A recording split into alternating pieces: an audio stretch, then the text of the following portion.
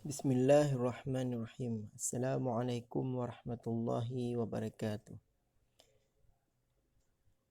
Tidur bertahun-tahun. Berikut hikmah dan teladan kisah pemuda Ashabul Kahfi. Ashabul Kahfi merupakan kisah sekelompok pemuda yang menghindari kezaliman penguasa demi mempertahankan akidah mereka dan keleluasaan beribadah kepada Allah Subhanahu wa taala. Kisah tersebut tercantum dalam Al-Quran surat ke-18. Allah Subhanahu wa taala. Surat itu diberi nama Al-Kahfi sesuai dengan nama kelompok pemuda tersebut. Penamaan surah ini menjadi bukti bahwa Ashabul Kahfi mendapat perhatian besar di dalam Al-Quran. Ashabul Kahfi adalah nama sekelompok pemuda beriman yang hidup pada masa Raja Daqyanus di Romawi, beberapa ratus tahun sebelum diutusnya Nabi Isa alaihissalam. Mereka hidup di tengah masyarakat penyembah berhala dengan seorang raja yang zalim. Ketika sang raja mengetahui ada sekelompok pemuda yang tidak menyembah berhala, maka sang raja marah, lalu memanggil dan memerintahkan mereka untuk mengikuti kepercayaan sang raja. Tapi Ashabul Kahfi menolak perintah itu dan lari menjauh dari sang raja. Dikejarlah mereka untuk dibunuh. Namun mereka selamat dari kerajaan pasukan raja dengan bersembunyi di dalam sebuah gua. Kisah tersebut antara lain bersumber dari ayat 10 surat Al-Kahfi sebagai berikut. Idh awal fityatu ilal kahfi faqalu rabbana atina min ladunka rahmah wa hayyi lana min amrina rasyada. Artinya, ingatlah tatkala pemuda-pemuda itu mencari tempat berlindung ke dalam gua. Lalu mereka berdoa, wahai Tuhan kami, berikanlah rahmat kepada kami dari sisimu dan sempurnakanlah bagi kami petunjuk yang lurus dalam urusan kami ini. Ashabul Kahfi mencari tempat berlindung di sebuah goa demi menyelamatkan diri dari ancaman pembunuhan oleh pasukan Raja Daqyanus karena menolak untuk berhenti menyembah Allah Subhanahu wa taala.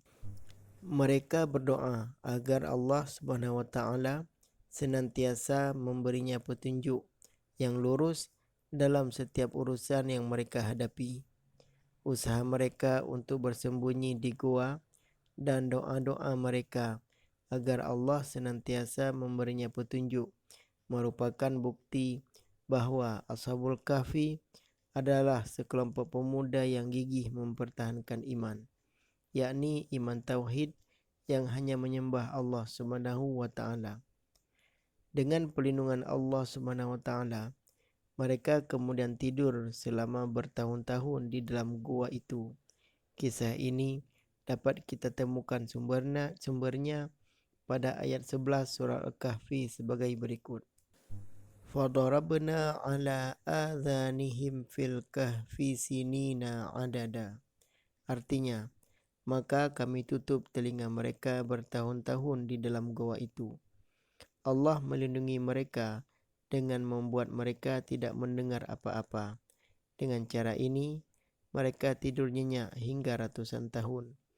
Berapa lama sebenarnya mereka tidur dalam goa itu menjadi perdebatan di antara dua kelompok dalam Ashabul Kahfi sendiri ketika telah bangun, sebagaimana dapat kita lihat pada ayat 12 berikut ini. Thumma ba'athnahum lina'lama ayyul hizbaini ahsa lima labithu amada. Artinya, kemudian kami bangkitkan mereka dari tidurnya untuk kami menguji siapakah dari dua golongan di antara mereka yang lebih tepat kiraannya tentang lama mereka hidup di dalam goa itu.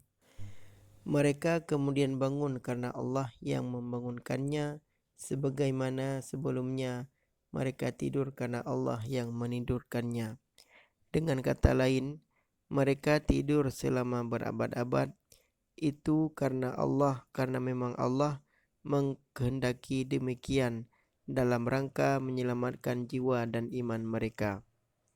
Ibnu Katsir dalam tafsir Al-Quran Al-Azim menyebut angka 309 tahun untuk menunjukkan lamanya mereka tidur di dalam goa.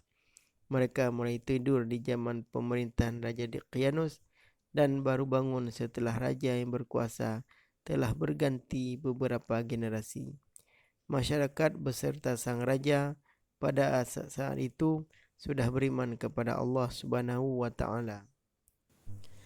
Sebagaimana telah disinggung sebelumnya bahwa kisah Ashabul Kahfi di dalam Al-Quran bukanlah kisah yang kebetulan, tetapi Allah Subhanahu wa taala memang sengaja menceritakan kisah itu karena banyak pelajaran berharga di dalamnya yang dapat menjadi petunjuk bagi kita semua. Kesengajaan itu dapat kita lihat pada ayat 13 surah Al-Kahfi berikut ini. Nahnu naqussu 'alaika naba'ahum bil haqq innahum fityatun amanu bi rabbihim wazidnahum huda. Artinya, kami ceritakan kisah mereka kepadamu Muhammad dengan sebenarnya. Sesungguhnya mereka itu adalah pemuda-pemuda yang beriman kepada Tuhan mereka dan kami tambahkan kepada mereka petunjuk. Allah sengaja mengangkat kisah Ashabul Kahfi sebagai kisah teladan daripada pemuda yang memang layak untuk menjadi suri teladan dari generasi ke generasi. Apalagi di zaman sekarang di mana tingkat godaan lebih besar daripada zaman dahulu. Yang lebih ditekankan dalam kisah Ashabul Kahfi ini adalah perlunya mempertahankan iman dalam kondisi apapun. Iman memiliki peran sangat penting karena disitulah akan lahir amal-amal soleh dalam kehidupan di dunia ini yang buahnya akan dinikmati terutama di akhirat nanti.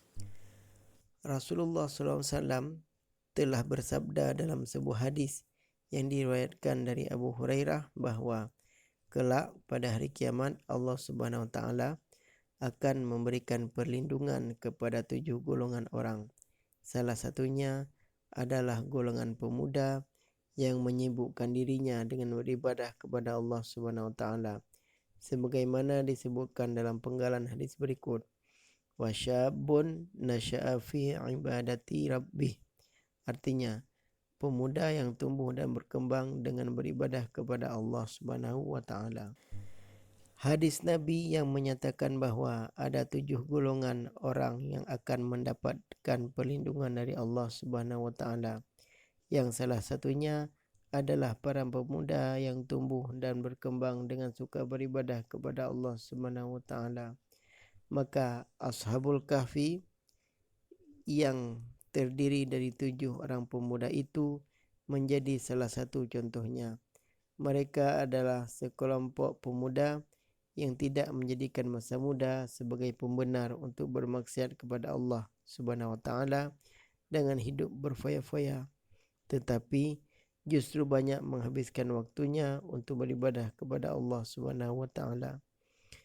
Ketika keselamatan jiwa mereka terancam, Allah melindungi mereka dengan membuatnya tidur selama berabad-abad hingga situasi kondusif. Setelah mereka bangkit dan kembali pada kehidupan nyata, para pemuda itu melanjutkan ibadahnya kepada Allah Subhanahu wa taala. Di dunia mereka mendapatkan perlindungan dari Allah Subhanahu wa taala. Terlebih nanti di akhirat, di hari kiamat, mereka akan mendapatkan perlindungan dan pertolongan bersama-sama dengan keenam golongan yang lainnya, yakni 1. Para pemimpin yang adil, 2. Orang-orang yang hatinya bergantung di masjid, 3. 2 orang yang saling menyayangi karena Allah, bersatu karena Allah, dan berpisah karena Allah, 4. Orang-orang yang diajak berbuat zina oleh wanita cantik dan kaya, namun mereka menolak karena takut kepada Allah. 5.